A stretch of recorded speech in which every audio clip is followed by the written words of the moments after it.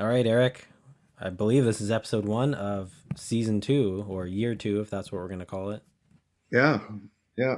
We're rebooting. We're doing a little shorter, and we've got some interesting topics. They're not all MLT related, which, of course, we didn't do last year either necessarily. But I think there's still valuable conversations to have. hmm So, I think what we're going to talk about today is kind of a continuation or a deeper dive into a previous podcast we had on self determination theory. And for a quick refresher, the three tenets of self determination theory are that for optimal well being and to facilitate the development of intrinsic motivation, we want to be nurturing a sense of autonomy, sense of community, and a sense of mastery or progress or skill learning, something like that, the last one. So we want to dive into specifically the autonomy wing.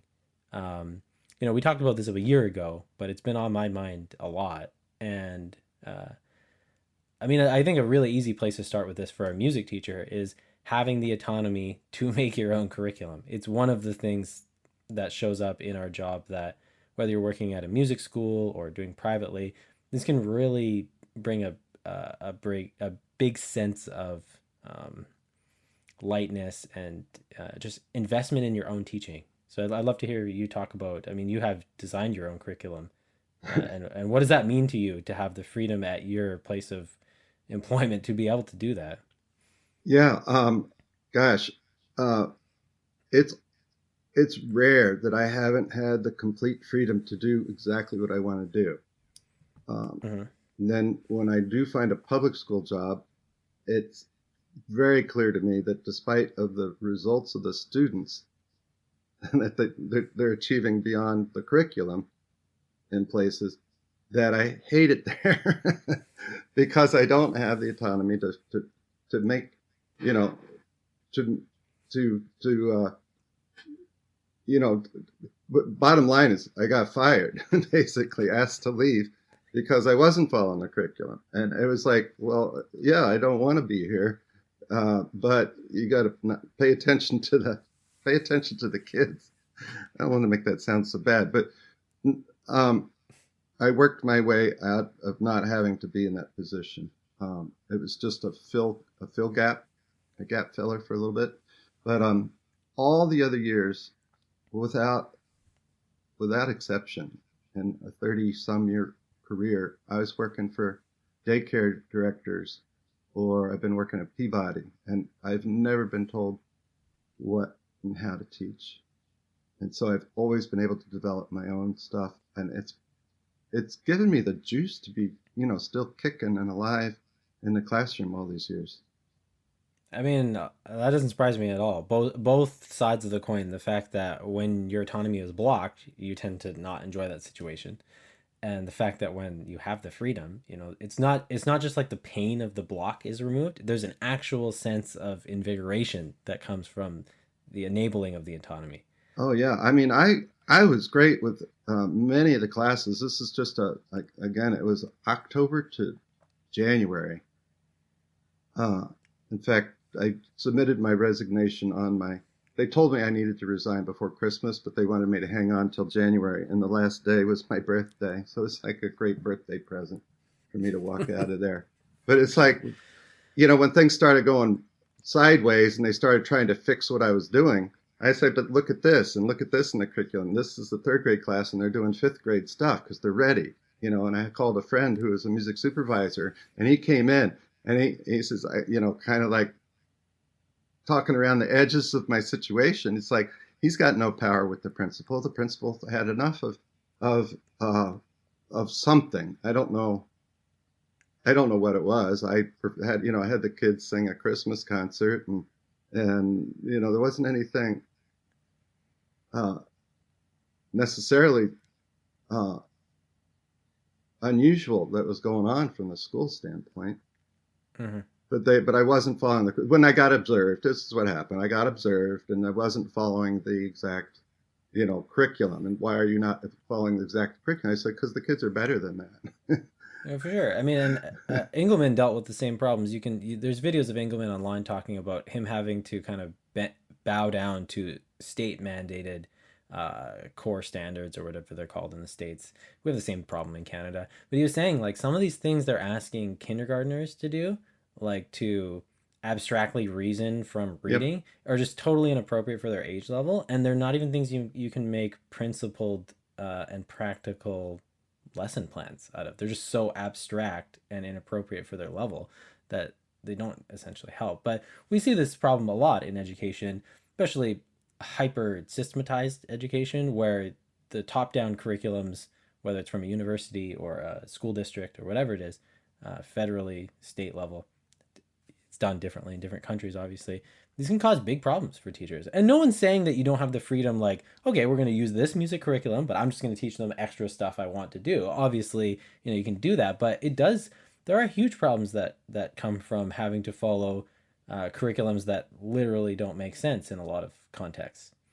Yep. So balance that autonomy that I do have, almost throughout my entire career, except for these tiny instances. Um, you know, I've been, have on the other hand, I do have a little bit of sense of community, right? On, in Mm-hmm. in in the daycares, I don't have that necessarily. But if we're focusing on just the autonomy piece, boy, have had that in spades throughout my career, and it's given me the juice and the freedom to explore and to investigate, and then actually develop curricula and theories and um, experiment Oh, and I have no sometimes doubt you really would. screw up, but then the learning that comes from screwing up. Yep. Yeah, and I have no doubt that the harmonic, the version of harmonic learning sequence that you have in the universe that we're in, I have no doubt that that wouldn't have developed if you had the autonomy to explore things, you If know, I didn't, yeah, no way. because you were trying Yeah, to teach the concept of resting tone when you discovered that you could yeah. use the harmonic function somewhat like a harmonic resting tone. The tonic chord is kind of like a harmonic resting tone. And yeah, I mean, if you had to follow a curriculum that didn't even let you explore this resting tone concept with kids, which is pretty much, I believe, only done in MLT circles slash in the wild with teachers that really have their stuff together. You'll sometimes see string teachers asking students to sing the tonic note to help their intonation, Hmm. right? And that's an example of that in the wild that you can find. But I mean, Well, you wouldn't have found that. it's in there. No, it's in a lot of the exercises that you'll see in books about that are good, really good technique books on And integrating but yeah, yeah. integrating MLT into activities. Oh, I just mean in if you look at a lot of standard, piano curriculum books that are not Oh, MLT based, like you will have not no MLT talk of teachers. yeah. There's some Oh yeah, that no, that no, are I'm saying the MLT, you had some autonomy to exercise MLT, but you had enough autonomy to keep exploring it and pushing it. And this is where I want to connect autonomy with just this other wing really quickly, the sense of mastery, because I think there is such thing as pseudo autonomy. So there are things you can do in a music class or as a music teacher that are helping autonomy, whether it's for your student or for yourself, but it's not necessarily contributing to a sense of learning, right? So we're not advocating chaos. We're not advocating you just do whatever you want whenever you want. But if a kid wants to write on a pink piece of paper instead of a white piece of paper because in that moment it seems more fun, if it doesn't block the learning, like I just cannot conceive of a reasonable explanation to deny that. And that's what Richard Ryan and Edward Deasy have shown, that if whenever you can, if you just increase the option for autonomy, even if it's unrelated to the exact thing you're doing, it tends to make people feel better because they feel less controlled. yeah, yeah. But I think that's an important point to bring out, is that autonomy does not mean chaos, and autonomy does not necessarily mean stopping things that produce skill development. No, Because I think that's often autonomy. confused. Yeah, the autonomy becomes so in making and creating, in the act of being creative or investigatory, you've got to have a foundation of something to begin with. And I think by that point, when I really started developing a curriculum, let alone the activities I was doing, Um, well, I'm going way back to my beginning teaching, coming out of Gordon, just coming straight out of Gordon's classes and into a public school setting. And I was doing the LSAs by the book, 10 minutes of class at the beginning, and I was not getting the kids to respond. I'm like, we're not moving on until you guys, right? And the teachers called me out on like engaging the kids. How am I engaging the kids? I said, these are just too important. We can't, right? So I got called pedantic, and I had to look that word up. Yeah. And I read that, and I felt hurt, but I also felt empowered to like, okay, figure something out. And that was one of the rare circumstances. This was another sabbatical position, and so I knew I was leaving at the end of the year anyway. But I really got a really good choir going, and I really did teach really hard. But boy, I was just dissatisfied at the end of the day and exhausted, and I would get up and hate to get out of bed and go in. But yet the work itself, from the time classes start to the time classes ended, I was doing hard work. I was doing work, and I knew it was important work, but then I just went home and crashed. So this is the only other instance where I really didn't have the same autonomy.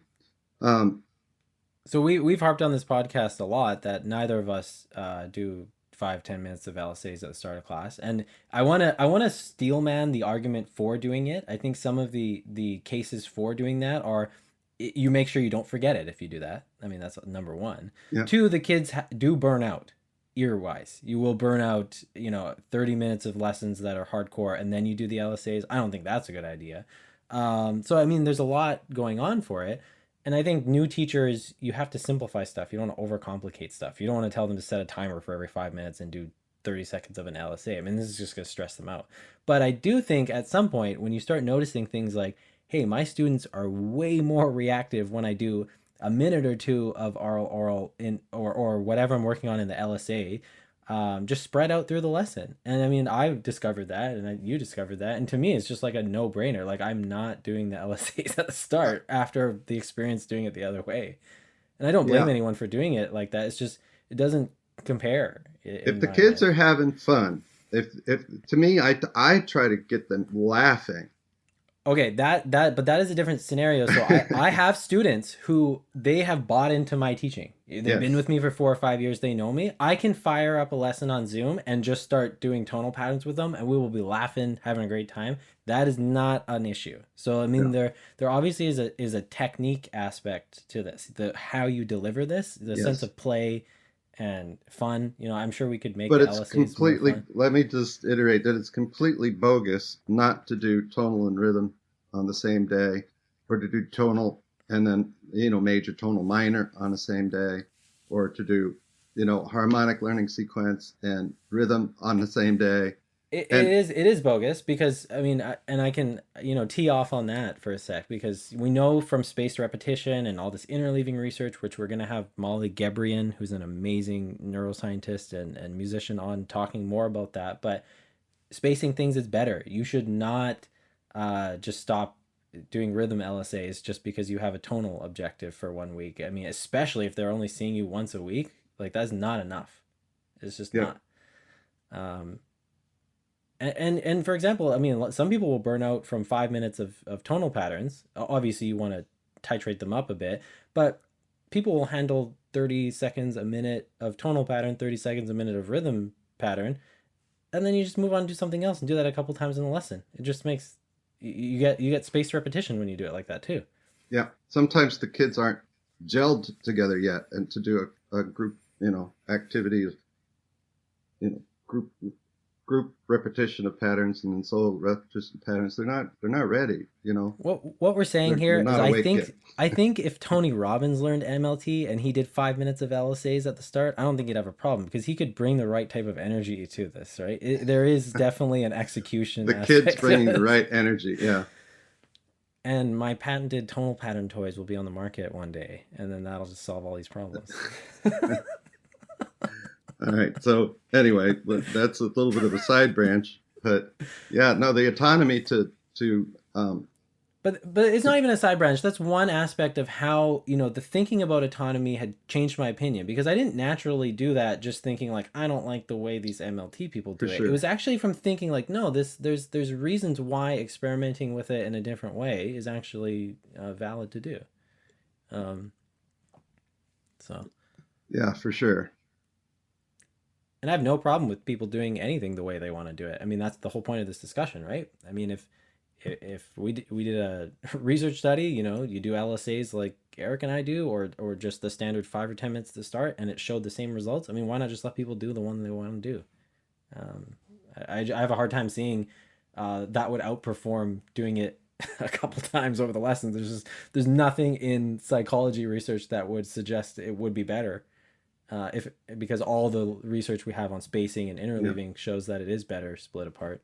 If you do the learning sequence activities, the kids warm up and you do 10 minutes of tonal patterns the way uh, Gordon prescribed, or the way that it was eventually, put into practice, which is like my turn, just audiate, my turn, right? My turn, your turn, my turn, everybody's turn, my turn, one person's turn, and then class pattern, right? And then the easy pattern, then the easy pattern, then the easy pattern, then Hmm. go to somebody who did the easy pattern, do the medium pattern, you go back to somebody who hasn't done the easy pattern yet, do the easy pattern, and you go to, he's just folding in the easy, easy, easy patterns with all the kids, and then medium for the kids who are, by the time you've done 3 or 4 minutes of that, everybody in the class is dead.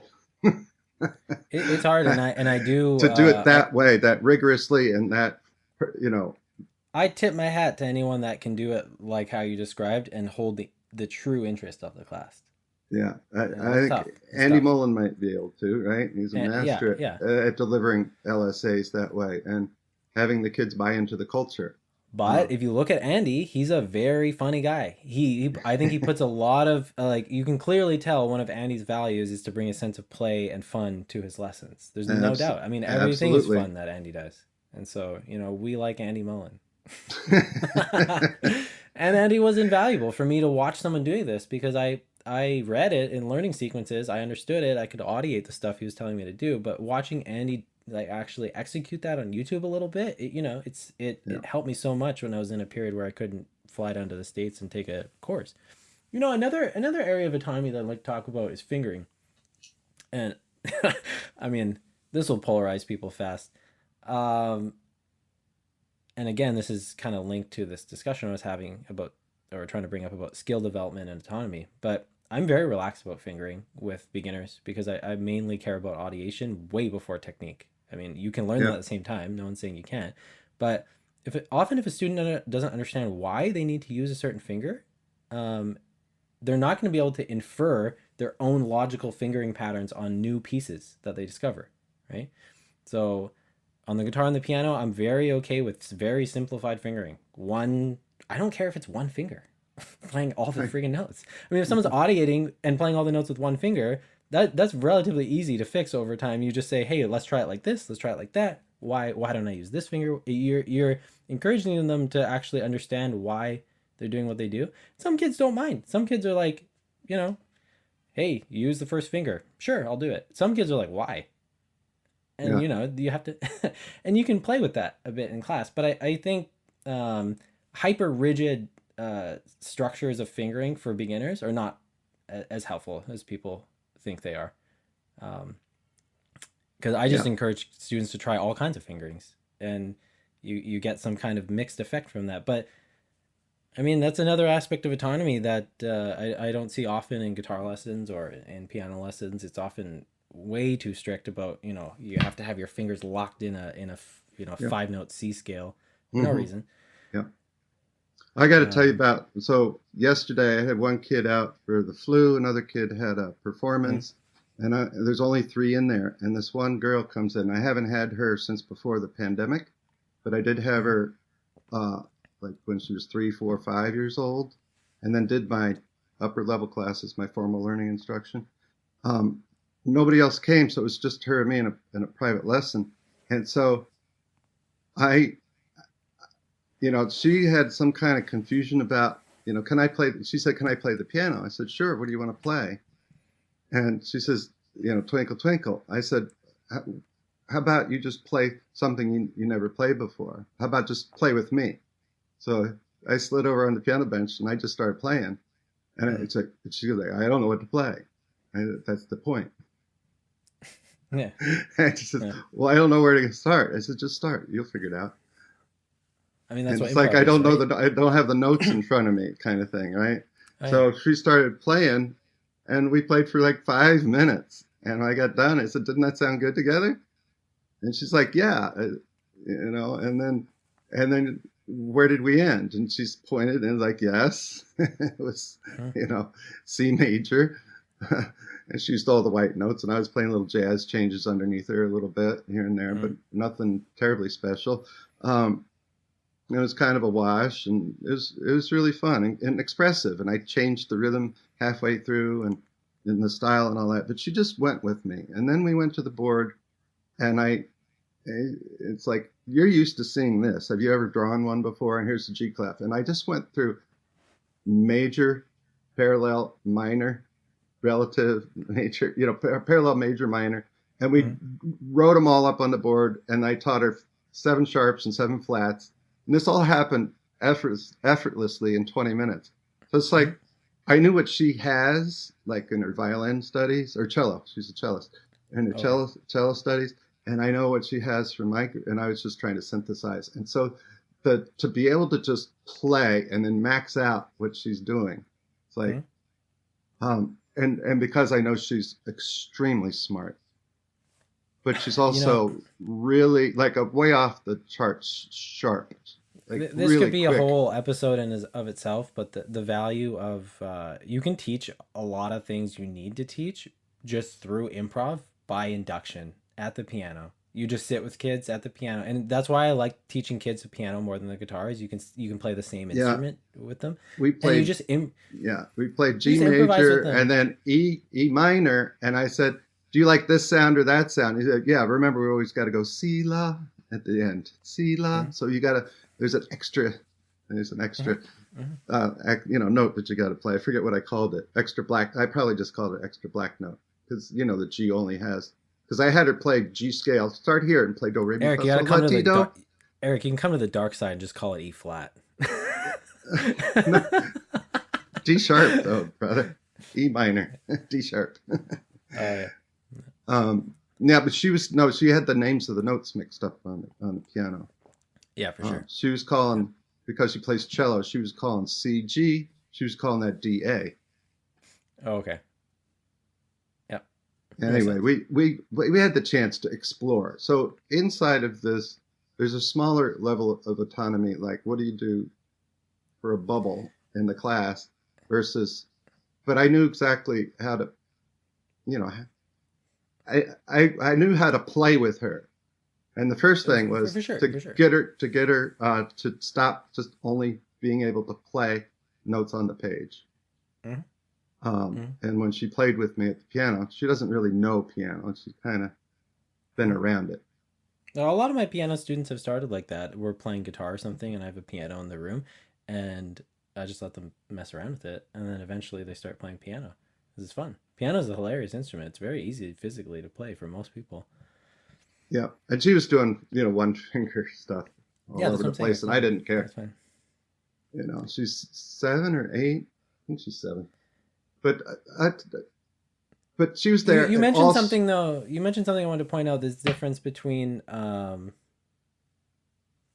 you mentioned something this difference between the dynamic in the group lesson and the individual lesson. The autonomy changes in the individual lesson. You have so much freedom to tailor what's going on in the moment to their preference, and I'm a big fan of this. Like, I have this new piano student that started just a month ago actually, and she loves improv. We spend half the class, if not more, improvising. She's copying rhythm patterns that I'm playing. I'll play a rhythm pattern on one note. I'll play it on a chord. I'll play it on all the notes. I'll play it on weird like high and low at the same time. Yeah. And she's actually learning most of her rhythm patterns from physical rote imitation, not from the mouth. Even though we do a lot of the mouth, way more of it's done. We slap the rhythm patterns on armpits and on our legs and stuff, and like they learned how to audiate from doing that. But she likes the improv, Yeah. and why would I not dial that up if I can harness the skill development, and she likes it and it's fun. I mean, to me it's just a no-brainer. And that's why I actually haven't made a guitar book, is because I just there's no way I can make it. It doesn't make any sense with how I teach, because another aspect of this autonomy is I'm always trying to figure out what they want to listen to. Yeah. And how am I going to make a songbook or a curriculum Yeah. when I don't teach have There's to no teach the way I same can song? write. No way I can write out that lesson plan. Oh, if you sit on the piano, this is what I told her. If you sit at the piano and just play with me, improvise with me or create. It was really creativity with do that with me. Um, well, yeah, show me Twinkle Twinkle. And so she played Twinkle Twinkle, and then I said play it starting here, and I played C sharp or F, D flat, and she had to figure it out from there. And she played a couple of wrong notes, but then she went right back over and corrected herself immediately. And I said, now play it in minor, and I set up, the tonality. And I said, all you have to do is start on La. So here's Do, Ti, La. So now to start here. And then she played it, made a couple of mistakes. And I did a little bit of accompanying because I wasn't sure she was solid in that in terms of the tech, like in audiation. Like, Yeah, the she accompaniment could, can help just pin the I tonality was down and just keep it tiny. I there. was just doing tiny little, tonic dominants with it, and of course subdominant. And she did that, and then we went right to the board, and she wrote it down from and wrote it down perfectly. This is why I think Gordon was hesitant to make a method book, because it's funny. Engelman and Gordon, my two heroes educationally, they both said this very similar things. Like, they wanted to teach you the principles of how to actually teach properly. Engelman, he was talking about just general how to transmit information to minds, and Gordon's talking about MLT. But they're both hesitant at first to make method books, because their idea of what the teacher would actually do is just understand the principles and be able to adapt on the fly. It's just the problem with that for new teachers is it takes a lot of knowledge and skill to do that. It takes years. I mean, it took me a few years to get really comfortable doing that, and now my job is so fun. You got to be able to tolerate a lot of failure. Yeah, and That's I've talked about this before, but it oh might be harder for different people. I mean, I have a really good, I'm quick with figuring things out by ear, so it's not a problem for me just to jump in mid class. And I think I also don't teach group lessons. It's a different dynamic in group lessons. You have to have some repertoire. You can't just figure out something by ear yeah. on the fly when 30 kids are waiting for you. It's not going to work. So a lot of this is different. But I mean, what we're recommending here, what I'm pushing for, is you should think about your career as a teacher and as a musician, and about your students' perspective, and how autonomy factors into this. I mean, this is hardcore research stuff. This self-determination theory. We know this increases well-being and enjoyment. And so, take a look at these different aspects of your playing, whether it's composing, learning other people's songs, the dynamic with your own curriculum, your own dynamic as a musician yourself, what you're trying to learn, and think about how giving yourself autonomy in appropriate places Yeah. actually increases Just enjoyment. just replace an activity with something you've never tried before. Just take one activity and add to it, and incorporate, MLT in it, however it works. Maybe it's just absorption and imitation that you want to get them to, create new listening vocabulary for There them. is a That's flip that's side. the There is worst a that you'll flip ever side to do. this, though. I totally agree. I mean, you got to try new things. That's how you keep progress moving forward. There is there's a personality that I want to go to bat for. Is some people might want their lessons to be more rigidly planned. Some students might want Yep. a lesson that's more rigidly planned. So this is not saying chaos, right? Autonomy does not mean do whatever you want for no reason. Some people might actually want the detailed lesson plan, and if you feel attracted to that autonomously, that's probably what you should do. But I mean, Eric and I, this is audiation in the wild. We're on the streets here. This is street MLT. And so, to me though, like, the thought of, if you took lessons with like Coltrane, do you think he'd send you home with like a notebook of like, do this exercise once and then this exercise? I just can't picture that. He would be like, what are you interested in doing? Let's put it through the ringer. You Yeah. know, it's kind of What like did Sandori give him? there really is a zen of jazz in terms of it's profoundly simple. The oral of jazz is seems profoundly simple and it seems wildly un systematic, but who's getting better results than Yeah. jazz musicians? You know. Yeah. And out of all this way of teaching, then I get to be a better musician too, which is the, you know, Mhm. and cherry on top. I think we So managed to keep this in the 30-minute range. yes, sir, just about. Holy smokes. My mouth has never felt so rested. So, I mean that topic goes very deep, and I recommend again look up Richard Ryan and Edward Deci. Very inspiring psychologists, you know. And it's just it's one of these things. It doesn't necessarily have anything to do with teaching music directly, but just this can impact a lot of areas of your life, you know. Yeah, the other two legs we're gonna get into in another episode are the importance of community, both for your own psychological well-being in your life, but also just as a musician. I think there's a reason the Suzuki method and these other institutions that pop up um, are successful. It's because we have this desire and need for community, and then also the sense of mastery and progress. I mean, um, I was talking to you about this recently, and a bunch of friends. It's often not how skilled we are that determines our interest levels and our satisfaction. It's the trajectory of what we're learning. We like having a constant trajectory of skill improvement more so than just being good. I mean, you can see this. You hang out with really good musicians, and you're like, wow, if I could play like that, like I'd really be happy. And they're kind of like, I'm not very good yet. Yeah, we start tuning out the yeah. Uh, and we tune that message out, right? That process over outcome. We just okay, I've heard that before, but yeah. I want to give a book recommendation to our listeners too. If you are interested in these kind of ideas about self determination theory, I highly recommend reading Cal Newport's book "So Good They Can't Ignore You." He he uses self determination theory as a framework for how to think about your own career, and he talks about how passion necessarily isn't the best metric to gauge your career by. It's more so these three nutriments of autonomy, community, and a sense of mastery or growth. That's what's actually going to give you a sense of enjoying your job. That's what's going to make you enjoy being a music teacher. Is being really good at teaching but having no community and no autonomy is not going to foster a sense of well-being in your musical career. So these are things that can really have an impact on your on your teaching and just enjoyment of your career. You know who's my mentor in terms of like thinking about work hard, play hard?